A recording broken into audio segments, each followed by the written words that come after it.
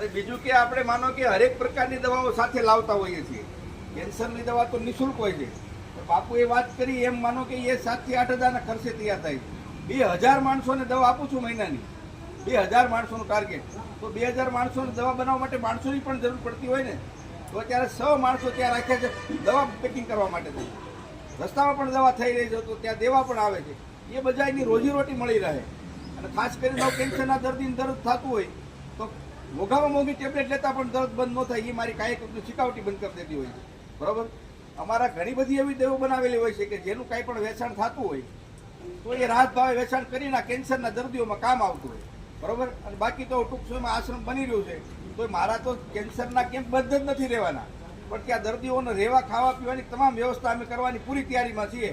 અને 15 દિવસ કે 20 દિવસ દર્દી કેન્સરનો મારી પાસે રોકાય, અને હું આ સોશિયલ મીડિયાના માધ્યમથી જાહેરમાં બોલું છું કે 16મે દિવસે જો એનો કાયાકલ્પ ન કરી દઉં તો હું સાધુ નાગો સંન્યાસી